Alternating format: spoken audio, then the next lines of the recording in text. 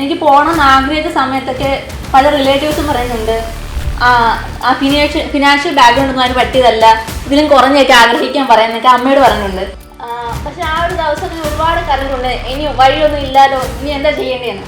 അച്ഛൻ സ്കോളർഷിപ്പോടെ പഠിപ്പിക്കാൻ പറഞ്ഞു. എനിക്ക് ശരിക്കും അങ്ങനെ അന്ന് സഹായിച്ച എല്ലാവരും ഭയങ്കര ഒരു ദൈവത്തിൻ്റെ തുല്യത്തിൽ ഞാൻ കാണുന്നുണ്ട്. ഒരുപാട് നന്ദി എല്ലാവർക്കും.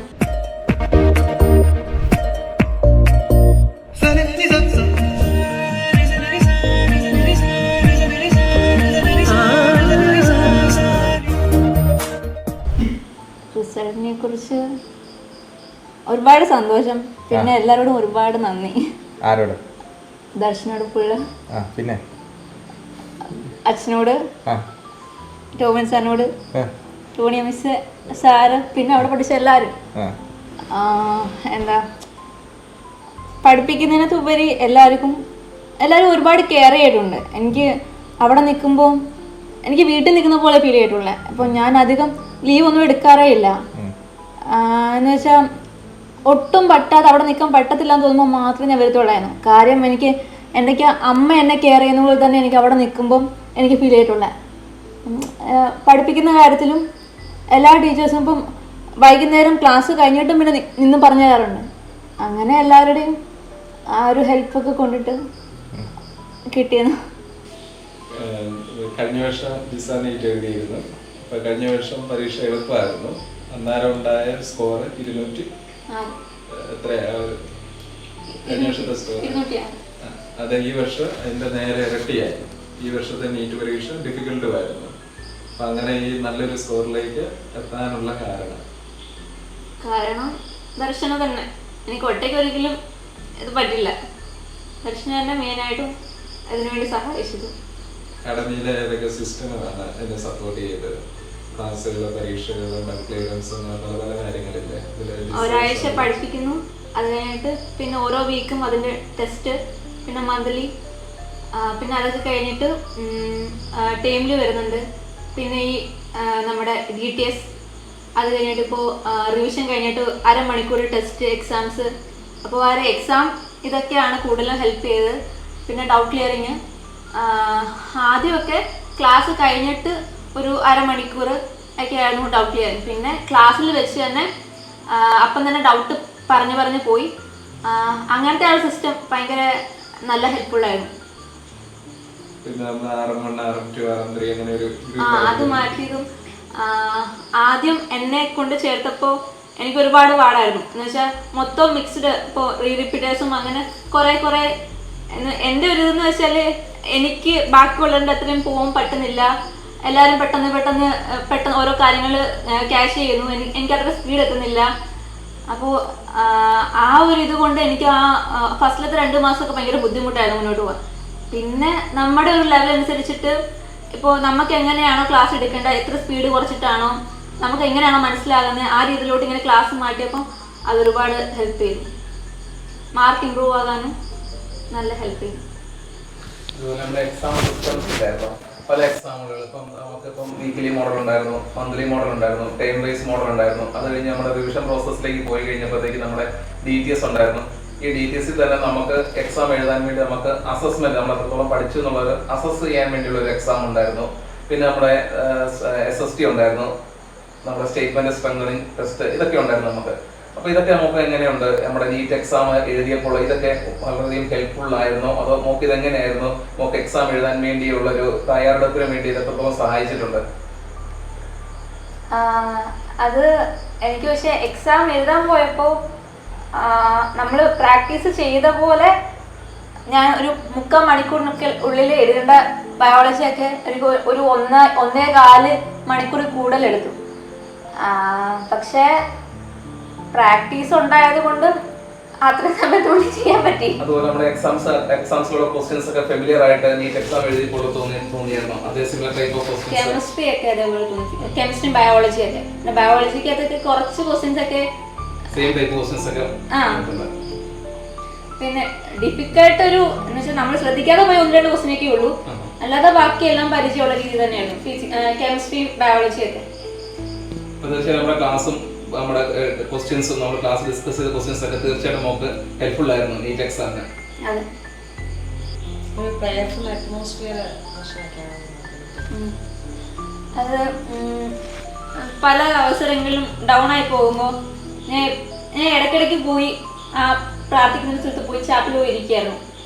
അന്നേരം ഇപ്പോൾ ആരോടും പറഞ്ഞാൽ നമ്മുടെ ആ ഒരു ഇമോഷൻ ചിലപ്പോൾ ആ ഒരു സമയത്ത് മനസ്സിലാക്കുന്നില്ല. ഇപ്പം എൻ്റെ കൂട്ടിലിരിക്കുന്ന കൂടെ ഉള്ള ഫ്രണ്ട്സിന് ചിലപ്പോൾ അപ്പോൾ അവരും ഞാൻ കടന്നു പോകുന്ന ആ ഒരു അതേ മെൻറ്റാലിറ്റി കൂടെ കടന്നു പോകുന്നവരായിരിക്കും.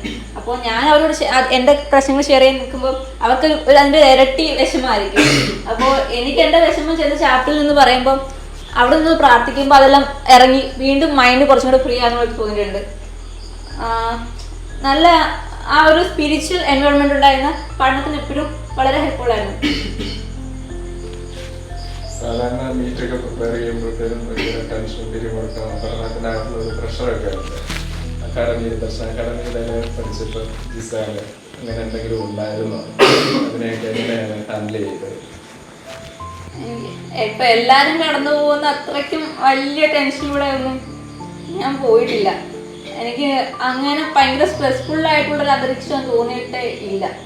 അത്യാവശ്യം എന്ന് വെച്ചാൽ ഒട്ടും സ്ട്രെസ് ഇല്ല, ഒട്ടും ടെൻഷനില്ല, അങ്ങനെയല്ല ഉണ്ടായിരുന്നു. പക്ഷെ അത് പലർക്കും ഞാൻ പറഞ്ഞു കേട്ടുള്ള പോലെ അത്രയൊന്നും എനിക്ക് തോന്നിയിട്ടേ ഇല്ല.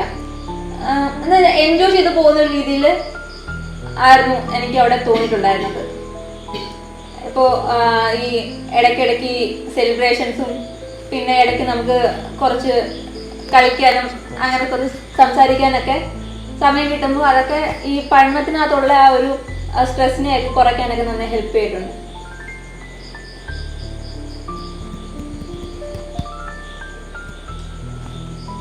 ടെൻഷൻ ഇല്ലായിരുന്നാ പറയുന്നത്? ഒട്ടും ഇല്ലാന്നല്ല, ഉണ്ടായിരുന്നു ഇല്ലാന്നല്ല, പക്ഷെ അതൊക്കെ മാനേജ് ചെയ്തു. എങ്ങനെ മാനേജ് ചെയ്തു? ഞാൻ ഒറ്റയ്ക്കാണെന്ന് പറയത്തില്ല, കൂടെ നിന്നൊരു സപ്പോർട്ട് ചെയ്തിട്ടുണ്ട്. ആരൊക്കെ? ഷൈമിസ് സപ്പോർട്ട് ചെയ്തിട്ടുണ്ട്.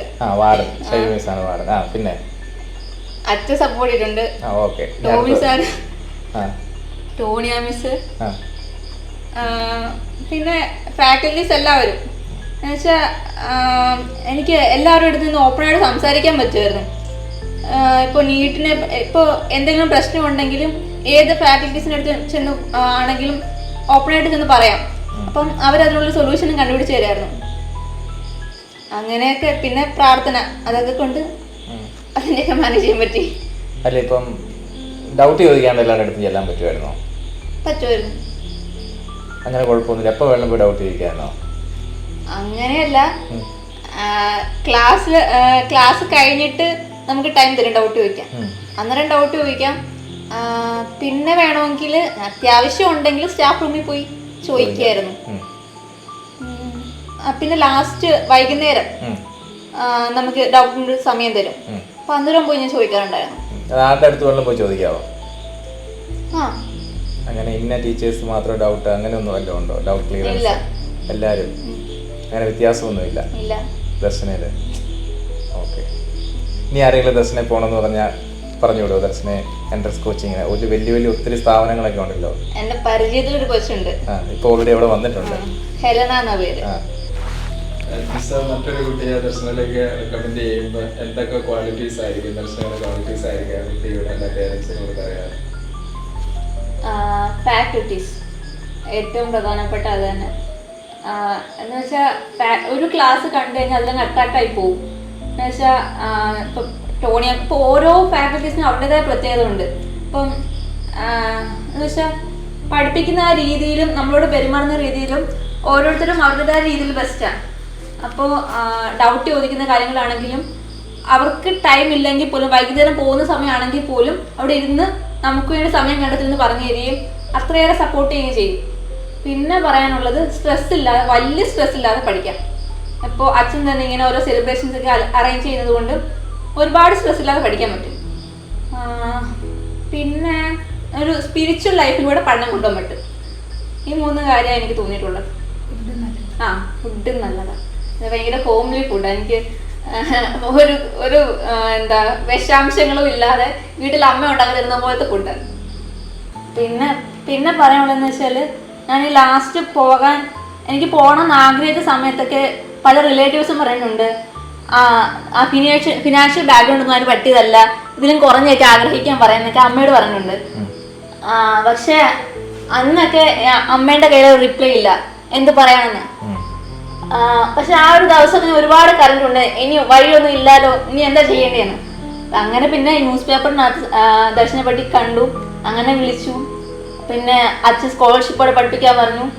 എനിക്ക് ശരിക്കും അങ്ങനെ അതിന് സഹായിച്ച എല്ലാവരും ഭയങ്കര ഒരു ദൈവത്തിന്റെ തുല്യത്തിൽ ഞാൻ കാണുന്നത്. ഒരുപാട് നന്ദി എല്ലാവർക്കും.